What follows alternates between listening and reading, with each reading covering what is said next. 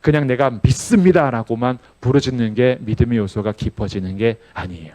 우리가 믿습니다 크게 하고 내가 믿습니다를 삼창하고 이래서 믿음이 더 깊어지는 거 아니에요.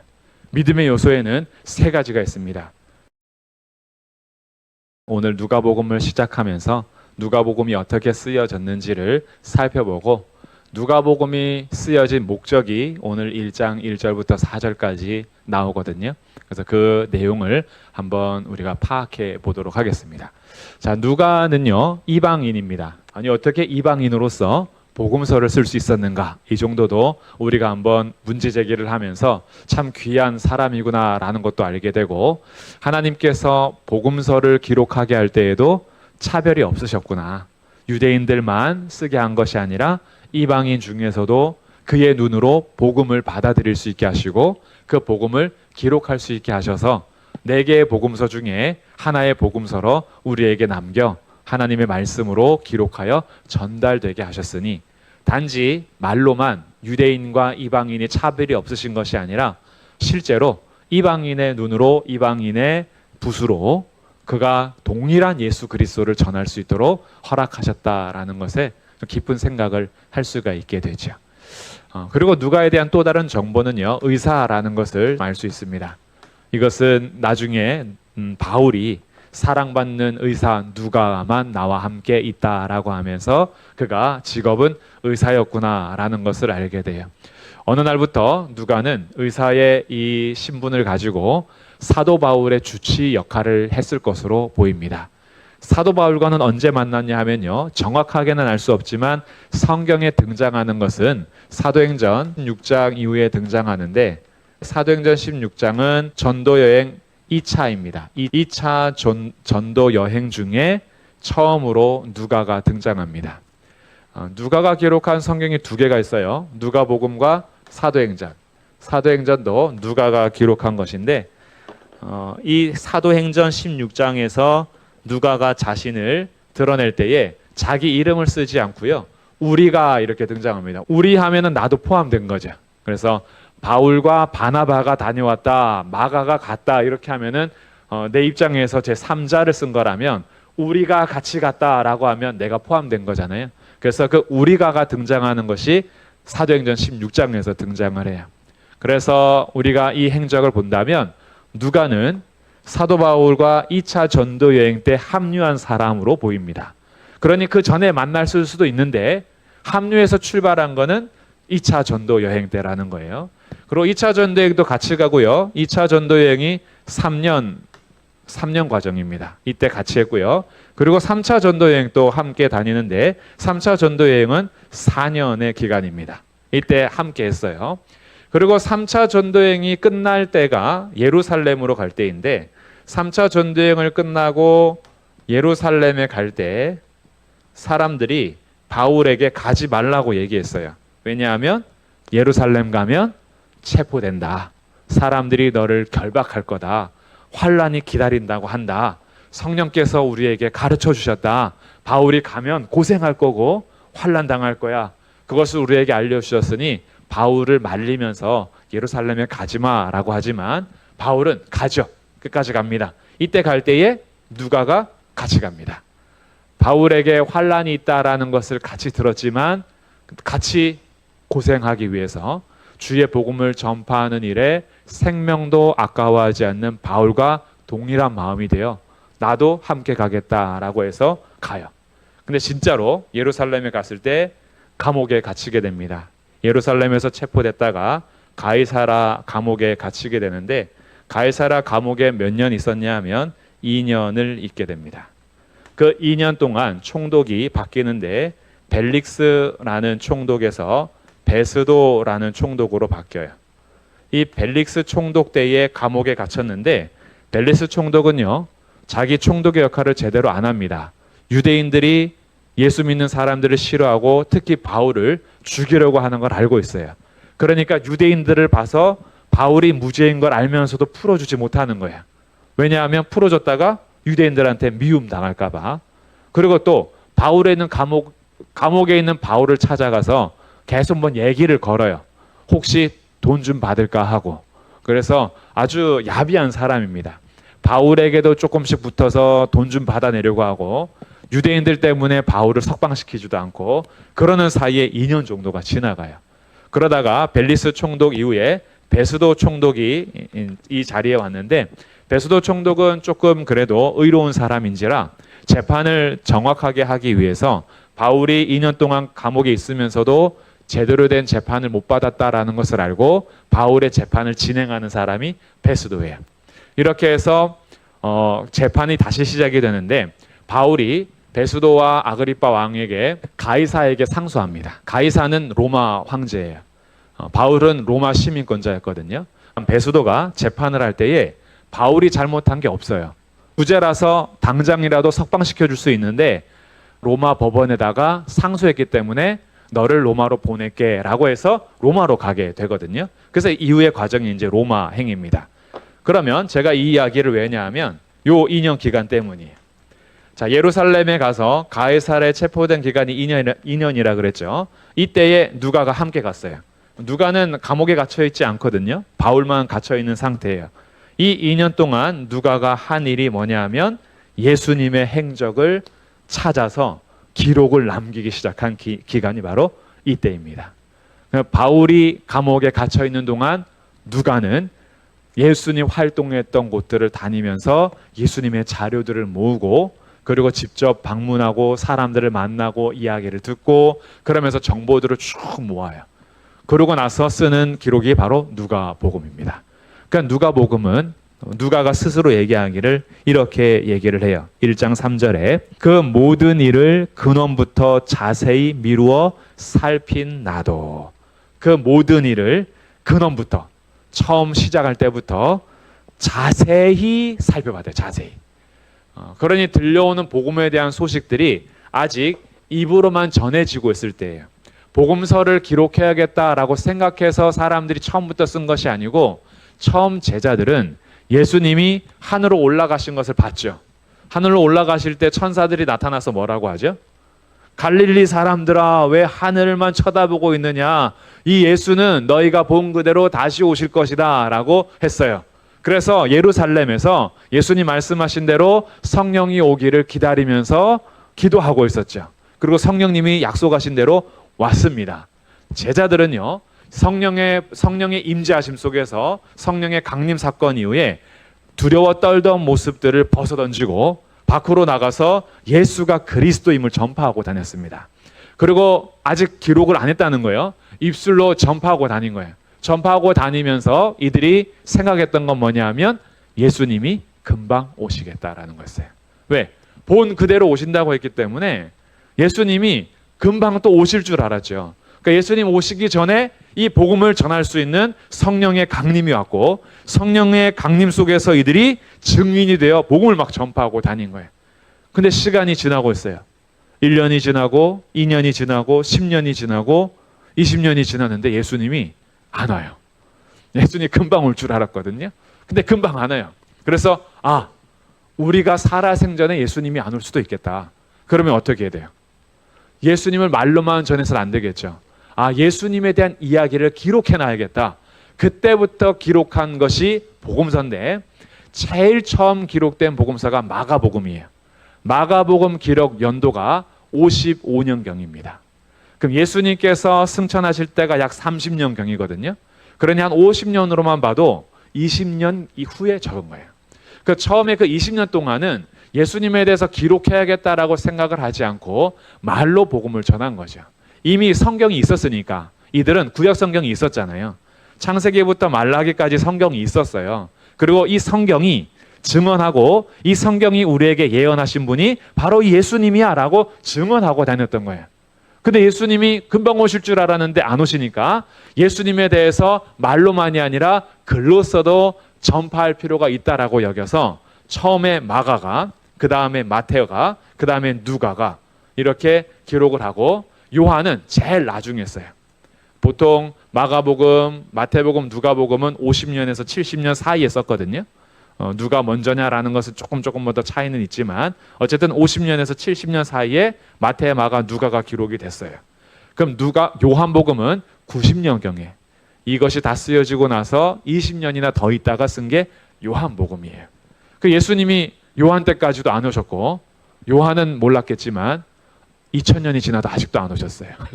그 2000년이 지나는 동안에도 아직도 안 오시고, 우리는 기록된 복음서를 통해서 예수님에 대한 이야기를 지금도 듣고 있는 거죠. 그러니까 이렇게 예수님에 대한 기록에 대해서 처음에는 말로만 전하고 있었기 때문에 누가가 2차 전도 여행 때부터 지금 복음을 전하는 일에 함께하고 있잖아요. 3차 전도 여행 때도 같이 다녔어요. 이게 7년의 기간이란 말이죠. 7년의 기간 동안 다니면서 바울을 통해서 예수님을 배웠고, 그리고 복음을 전파하면서 이방인들을 많이 만났어요. 그러다가 가이사라에 왔는데 누가가 생각하는 것, 우리가 전한 복음을 이들이 더 확실하게 알기 위해서는 예수님에 대한 이야기를 근원부터 자세히 살펴서 기록할 필요가 있겠다. 이것을 누가가 그걸 생각하고, 하나님께서는 누가를 통해서 이 누가복음을 기록하게 하신 거죠.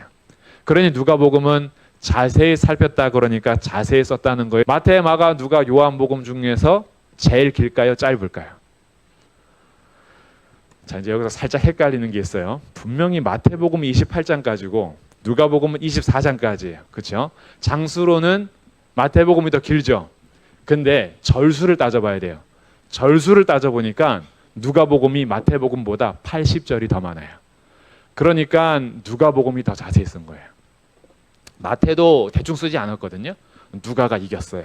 누가가 더 자세히 쓰려고 했는데 근원부터 자세히 쓰려고 했잖아요.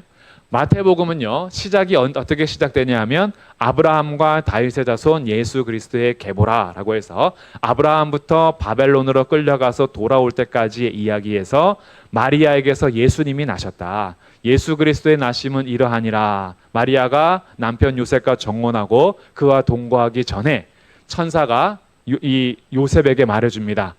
너의 아내가 임신했다 그래요. 그래서 처음에는 이것 때문에 고민을 했거든요. 마리아가 임신했다라는 소식이 들려와서 요셉은 의로운 사람인지라 드러내지 않고 가만히 끊고자 했는데 천사가 이 일을 생각할 때 알려준 거예요. 그가 음행한 것이 아니고 천사를 통해서 잉태된 것이고 아들을 낳으리니 이름을 예수라 하라 라고 해서 임마누엘로 이제 시작을 하고요. 2장에서 동방박사가 찾아와서 경배하는 이야기예요. 근데 누가는 그것보다 더 전 이야기를 합니다. 한번 보세요. 1장 5절에. 1장 5절에 뭐부터 얘기하냐 하면 세례 요한의 출생부터 얘기합니다. 예수님보다 한 5개월 정도 앞선 세례 요한의 출생을 얘기하는데 5절부터 25절까지 길게 적어요. 그러니까 세례 요한이 어떻게 잉태되었는지 출생을 얘기하고, 그 다음에 1장 26절부터 갈릴리 나사렛이란 동네에 마리아에게 천사가 찾아와서 임신할 것이고 그는 예수다라고 너의 구원자야 라는 이야기를 합니다. 그래서 마리아를 찾아가는 마리아 이야기가 등장하고, 그러고 나서 이 마리아가 누구를 찾아가냐 하면 마리아가 요한을 임신한 엘리사벳을 찾아갑니다. 둘이 사촌지간이에요. 그래서 마리아가 성령으로 잉태된 것에 대해서 이게 역사 속에서도 단 한 번 있는 일인데 마리아에게 있어서도 이게 익숙한 일이 아니잖아요. 근데 그 천사가 뭘 얘기해 줬냐면 보라, 너의 사촌 엘리사벳도 임신하지 못하는 몸이었는데 그가 임신한 지 벌써 5개월, 6개월이 지나고 있다라고 얘기하니 마리아가 먼저 주의 여종이오니 말씀대로 이루어질 겁니다라고 받아들인 다음에 엘리사벳을 찾아가는 거예요. 그래서 엘리사벳을 찾아가는 이야기가 1장 39절부터 45절까지 있어요. 근데 엘리사벳을 찾아갔더니만 엘리사벳의 뱃속에 있는 요한이요, 마리아가 오니까 자기 주인의 어머니가 왔다 그래서 태중에서 뛰어노는 거예요. 그러니 세례 요한은 뱃속에서부터 성령 충만한 사람입니다. 뱃속에서부터 성령 충만하다라고 하는 사람이 바로 이런 이야기예요. 이런 이야기가 누가에만 있어요. 예수님 탄생하기 전에 요한 이야기, 요한의 어머니 이야기, 마리아 어머니, 본인의 어머니 이야기, 이런 일들이 다 기록이 되고, 그리고 1장 46절부터 마리아의 찬송이 기록이 됩니다. 마리아가 엘리사벳을 만난 다음에 찬송하는 이야기, 그리고 엘리사벳이 요한을 낳는 이야기, 그리고 요한을 낳았을 때에 이 사가랴, 요한의 아버지가 또 찬송하면서 예언하는 이야기, 이런 이야기가 쭉 기록이 돼요. 이게 1장의 내용입니다. 1장이 길어요. 필사하시는 분들이 싫어하는 거예요. 80절까지나 있어. 그래서 하루에 한 장씩 필사해야지라고 했다가 80절 보고 기겁을 합니다. 그렇게 이 이야기가 쭉 기록이 된 게 뭘 말씀드리려고 하냐 하면 누가는 될 수 있으면 자세히 찾아서 기록하고 싶었던 거예요. 그래서 누가의 아까 직업이 의사라고 했잖아요. 한편으로는 누가가 역사가라는 이야기도 합니다. 역사가는요, 그냥 자기가 상상한 대로 쓰지 않죠. 자료를 철저히 검토해서 씁니다. 누가가 약간 그런 스타일이라 아마 역사가였을 것이다 라고까지 얘기할 정도로 아주 자세히 쓰는 것이 누가복음이에요. 그래서 누가복음을 쭉 읽으면요, 마태하고 마가하고 비슷한 관점이 있어요. 그래서 이 성경을 공관복음이라고 하는데,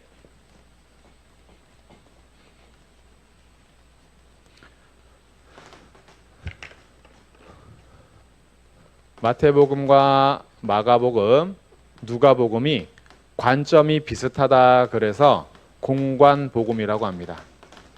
요한복음은 관점이 달라요. 요한복음은 이미 이 세 복음서가 교회에 읽혀지고 있었기 때문에 요한이 반모섬에서 끌려가서 죽기 전에 이 공관복음서에서 많이 강조되지 않은 것을 강조하기 위하여 안 했던 이야기들을 많이 써요.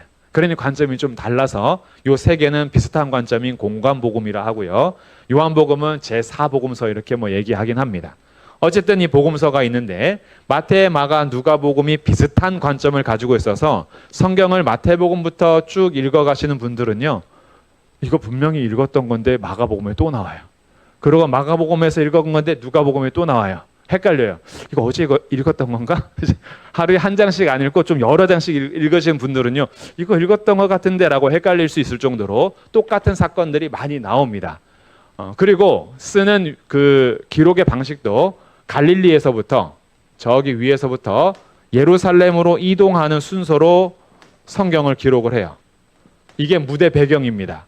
마태, 마가, 누가복음은 예수님의 갈릴리에서부터 이동하는 장면, 예루살렘에서 십자가에서 죽으시고 부활하신 이 순서로 쓰기 때문에 흐름도 비슷해요. 요한복음은 그렇게 안 쓰죠. 요한복음은 사건별로 설교별로 이렇게 쓰기 때문에 다릅니다. 이렇게 근데 쓰고 있는 중에 누가복음은 자세히 썼다 그랬죠. 그러니까 마태, 마가복음에 없는 이야기들이 많이 등장하는데 그 중에서도 어떤 이야기들이 많이 등장하냐 하면 누가복음에는 여인들의 이야기가 많이 등장합니다. 여인들. 아까도 벌써 엘리사벳 이야기, 마리아 이야기, 마리아의 찬송 이야기 이런 것들 나오죠. 그리고 18년 동안 구부러져서 허리를 펴지 못한 여인이 고침받는 이야기, 이거 누가복음에만 나와요. 그리고 또 어떤 이야기가 많이 나오냐면 가난한 자, 그리고 사회 계층이 낮은 사람들, 그리고 이방인들의 이야기, 이런 이야기가 누가복음에 많이 나옵니다. 마태와 마가복음에는 잘 드러나지 않는 이야기들이 여기 나와요. 그러니 누가는요, 예수님의 행적들을 쭉쭉 조사하다 보니까 유대인들의 관점에서 단지 유대인의 왕으로서만 이렇게 오신 위대한 분, 그리고 마가복음은 로마인들을 대상으로 예수님이 얼마나 철저하게 이 땅에 와서 섬기셨는지 연극 보는 식으로 쭉 기록을 하거든요. 그 산막극이 볼 수 있는 연극과 같은 이야기로 쭉 기록을 해서 마가복음은 짧고 굵게 이야기 속으로 쭉 지나갑니다. 누가는 자세히 기록해서 쓸 때에 예수님의 행적들이 낮은 계층 사람들, 소외당했던 사람들, 이런 사람들을 찾아가서 가난한 자에게 복음을 전파하시고 포로된 자에게 자유를 주시며 갇힌 자에게 정말 해방을 주시는 그 예수님이셨구나라는 것을 드러내면서 누가복음을 핵심 사건들, 특수 자료들이에요. 다른 복음서에 없었던 그 이야기들을 누가가 기록을 해줍니다. 이 네 복음서가 다 귀한데 이 복음서를 다 볼 때에 예수님을 조금 더 입체적으로 볼 수 있게 되는 거죠. 그러면 누가복음을 기록한 목적이 뭐냐? 이렇게 자세히 왜 기록을 했느냐? 그 목적을 한번 보면요. 3절부터 다시 한번 읽어보면 그 모든 일을 근원부터 자세히 미루어 살핀 나도 데오빌로 각하에게 차례대로 써 보내는 것이 좋은 줄 알았노니 이는 각하가 알고 있는 바를 더 확실하게 하려 함이로라. 누가가 누가복음을 기록한 이유는 데오빌로라는 사람이 등장합니다. 데오빌로 각하라는 사람이 등장하죠. 이 사람이 지금 복음을 뭔가 받아들였는데 그 복음을 알고 있지만 그 알고 있는 바를 더 확실하게 하기 위해서 내가 예수님에 대한 이 복음의 소식을 자세하게 기록했다라고 설명해 주는 거죠. 몰라서 쓴 것이 아니라 알고 있는 바를 더 확실하게 하기 위해서, 그가 알고 있는 바를 더 자세히 알게, 더 확실하게 알게 하기 위해서 쓰고, 이 복음서가 우리에게 오늘 성경으로 주어졌기 때문에 우리들은 이 누가복음을 읽을 때에 뭘 배우냐 하면 우리가 알고 있는 바를 더 확실하게 하기 위해서 누가복음이 우리에게 필요하다라는 것을 알게 되는 거예요. 그러니까 오늘 우리들이 예수님을 모르진 않아요. 그렇죠? 우린 예수님 다 압니다. 근데 예수님을 다 아느냐라고 하면은, 예수님 100%를 다 아느냐라고 하면 그러진 않아요. 예수님을 계속 알아가는 중이죠. 그럼 예수님을 모르냐 이러면 모르지도 않아요. 알고 있어요. 그래서 이 복음서를 우리가 가까이 하면서 우리가 알고 있는 바를 어떻게 해요? 더 확실하게 해줄 수 있는 일에 목적이 있으니까 누가복음은 그래서 자세히 기록하려고 애썼다라는 그 목적을 알게 되는 거죠. 이 알고 있는 바를 더 확실하게 하게 하기 위해서 교회 역사 속에서 이런 노력들을 많이 했습니다. 처음에 예수님을 영접할 때부터 성경 전체를 다 이해하지 못하죠. 어느 날 누군가가 나에게 복음을 전해줍니다. 예수님 믿어야 된대요. 예수님 왜 믿어야 되냐 했더니 우리가 죄인이래요. 그 죄인은 형벌을 받고 심판을 받는데요. 지옥 간대요. 그럼 내가 왜 죄인이냐라고 했더니 왜 죄인인지 설명을 해줘요.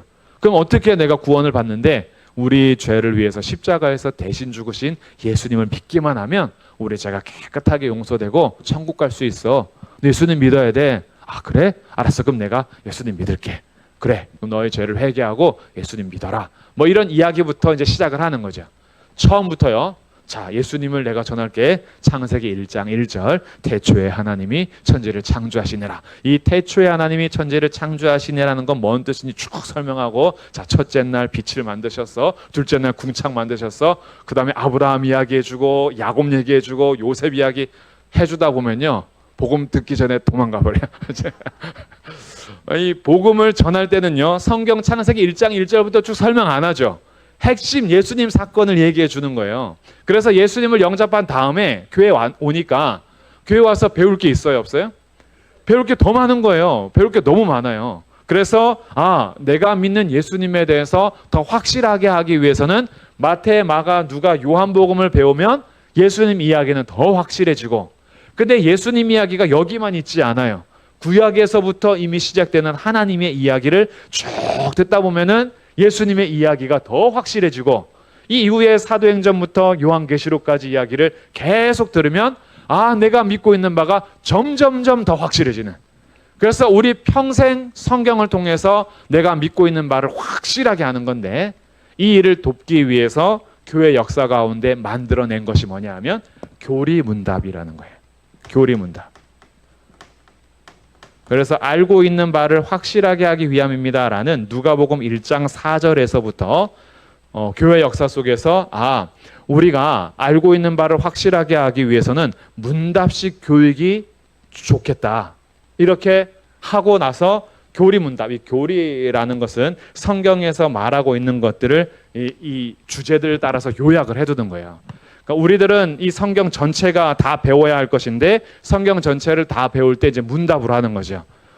천지를 창조하신 분은 누구십니까? 라고 했을 때 우리 하나님이 천지를 창조하셨습니다.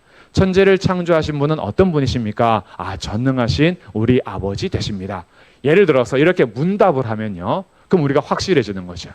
사람들은 예수님을 예레미야나 선지자 세례요한이 부활했다 뭐 이런 얘기를 하는데, 당신은 예수님을 뭐라고 고백하십니까? 물어보면 주는 그리스도시요 살아계신 하나님의 아들이십니다. 이렇게 문답을 주고받으면 우리가 알고 있는 바가 좀 더 확실해지는 거예요. 세례가 무엇입니까? 세례요? 글쎄요. 이렇게 할 수 있죠. 세례가 무엇입니까? 라고 했을 때 답변으로 세례는 예수님과 연합된 의식으로서 우리의 옛사람은 죽고 새 사람이 되어가는 것을 우리가 표현하는 것입니다. 뭐 이런 식으로 정리를 해두면 성경에서 말하고 있는 바에 대해서 이해가 되는 것이에요. 우리 인생의 최고의 목적은 무엇입니까?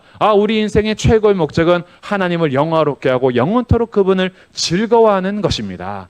하나님을 영화롭게 하고 영원토록 즐거워하기 위해서 우리는 무엇을 알아야 됩니까? 우리는 하나님을 영화롭게 하고 영원토록 즐거워하기 위해서는 그가 우리에게 주신 성경 66권을 알아야 합니다. 성경 66권은 무엇입니까? 성경 66권은 구약 39권, 신약 27권, 66권으로 되어 있는데 구약 39권에는 창세기, 출애굽기, 레위기, 민수기 신약에는 마태, 마가, 누가, 연 이런 게 있습니다. 그러면 성경 66권은 우리에게 무엇을 가르쳐 줍니까? 성경 66권은 우리에게 무엇을 믿어야 하는지, 우리가 어떻게 행동해야 되는지를 가르쳐 줍니다.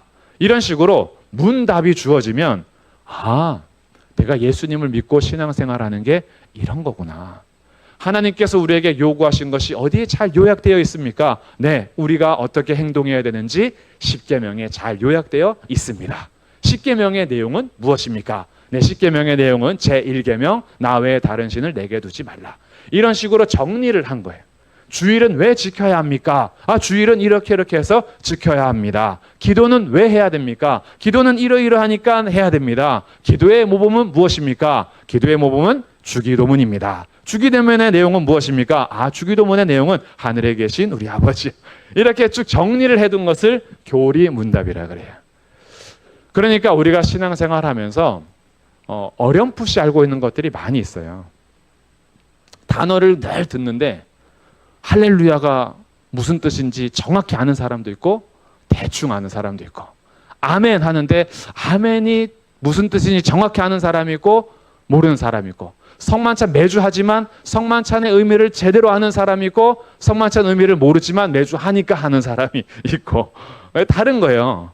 그리고 우리가 직분을 가지고 있어요. 목사라는 직분을 가지고 있지만 목사가 뭘 하는 사람인지를 정확히 알고 섬기는 사람이 있고, 그냥 어쩌다 보니 목사하는 사람이 있고, 집사, 권사, 장로 마찬가지죠. 직분에 대해서 정확히 알고 내 직분을 행하는 사람이 있고, 그냥 어쩌다 보니 직분 받아서 하는 사람이 있고. 근데 우리 신앙생활을 잘하려면 우리에게 알고 있는 바를 더 확실하게 안다면, 그러면 더 잘 섬길 수가 있는 거예요. 그래서 누가는 이 목적으로 누가복음을 자세히 살펴서 기록했다라는 거죠. 저는 이 자세를 우리가 배워야 한다라고 봅니다.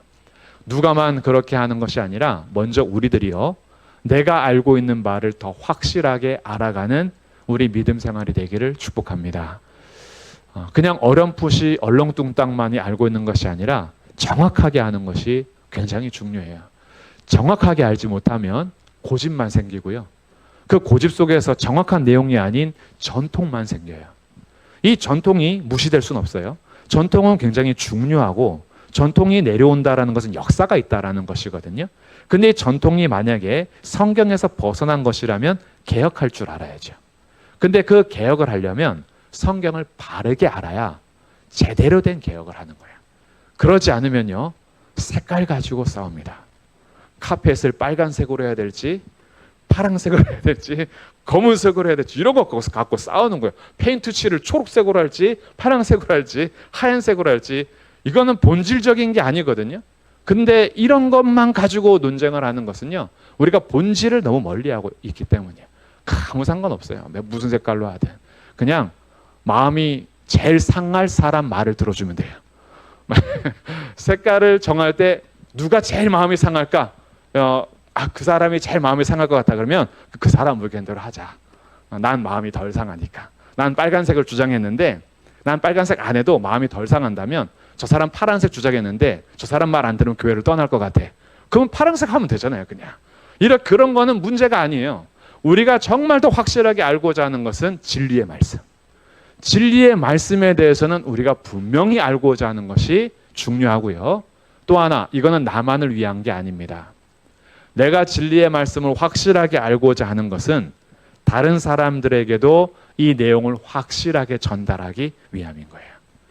누가는 자기 자신만을 위해서 예수님을 자세히 알기 위해서 연구한 사람이 아니에요. 누가는 다른 사람에게 이 예수님을 더 확실하게 알게 하기 위해서 열심히 살피고 연구하여 이 누가복음서를 기록하여 남기게 된 겁니다. 이 모든 일에는 누가만의 지혜나 누가만의 노력이 아니죠. 모든 성경은 하나님의 감동으로 된 것입니다. 하나님께서 누가에게 지혜도 주시고 이 살펴보면서 이 역사 가운데에 하나님의 예수님의 행적들을 찾아내게 하시고 그것을 정리하여서 기록을 하게 하므로 성령께서 누가를 통하여서 우리에게 주신 이 누가복음서를 가만히 살펴보니 우리도 신앙생활을 그냥 대충 알고 있는 것으로가 아니라 확실하게 알기 위해서 내가 더 노력하며 공부할 필요가 있겠구나. 그래서 믿음의 요소는요, 그냥 내가 믿습니다라고만 부르짖는 게 믿음의 요소가 깊어지는 게 아니에요. 우리가 믿습니다 크게 하고 내가 믿습니다를 삼창하고 이래서 믿음이 더 깊어지는 거 아니에요. 믿음의 요소에는 3가지가 있습니다. 첫 번째는 지적인 요소예요. 믿는 내용이 뭔지 확실하게 알아야지 믿음이 깊어집니다. 두 번째는 감정적인 요소예요. 우리의 마음과 정서가 그 내용에 대해서 깊이 공감할 때 믿음의 깊이가 깊어져요. 세 번째는 의지적인 행동이에요. 내가 믿는 바에 대해서 실제로 순종해 갈 때 내 믿음의 깊이가 깊어지는 거예요. 그래서 믿음이 깊어지고 믿음이 넓어지는 건 그냥 믿습니다 해서 되는 게 아니고 하나님의 말씀이 무엇인지, 하나님이 어떤 분이신지, 예수님이 누구시며 예수님이 무엇을 하셨는지, 우리에게 요구하는 바가 무엇인지 하나님 말씀 통해서 확실하게 알아갈 때 내 믿음이 확실하게 알게 하신 그 하나님의 뜻에서 먼저 이 감정이 동의를 하며 아멘하게 됩니다. 그렇구나. 하나님이 이런 분이시구나. 우리 하나님은 전능하신 분이고 우리 하나님은 목자이시고 하나님은 실수가 없으시고 하나님 나의 왕이 되시고 나와 영원토록 함께 하시는 분, 어디 있든지 나와 동행하시는 분, 이런 알매에 대해서 내가 공감이 되면 지금 당하는 어려움 속에서도 내 곁에 계시는 하나님을 신뢰함으로 내가 이 길을 걸어갈 수 있게 돼요. 그러면서 의지적으로 결단하죠. 주님, 제가 두려워해서 멈추지 않겠습니다. 주님이 전능하시고 섭리하시며 나와 함께 계시니 제가 주님 명하신 이 길을 좁은 길, 좁은 문 제가 가겠습니다. 라고 결단하면서 가게 되죠. 그때마다 우리의 믿음이 조금씩 성장하고 깊어지는 거예요. 그러다 보니 우리의 신앙의 연수가 그냥 신앙의 연수하고 우리 신앙의 성숙도하고 비례되면 얼마나 좋겠어요. 근데 신앙의 연수는 깊어져 계속 연수는 쌓여도요. 신앙의 성숙도가 계속해서 성장하기보다는 머무를 때도 있고요. 오히려 더 퇴화될 때도 있어요. 믿음이 더 떨어질 때도 있어요. 그냥 자연스럽게 믿음 생활 한 40년 했으면 우리 믿음의 성숙도도 한 40살 되면 좋겠는데 그러지 않을 때도 많다는 얘기죠. 그러니 가만히 있다고 해서 믿음이 저절로 성장하지는 않습니다. 오늘 누가복음의 기록 목적처럼 우리가 알고 있는 바를 더 확실하게 알아가고 확실하게 안 내용에 대해서 내가 깊이 아멘하고 나의 삶에서 실천해 갈 때에 그때 우리의 믿음의 깊이가 깊어지는 거예요. 그래서 어떤 분들은 그럽니다. 믿음이 공부해서 자라나냐 그러는데 공부해서 자라난다는 답은 아닌데 공부 안 해도 안 되는 거예요.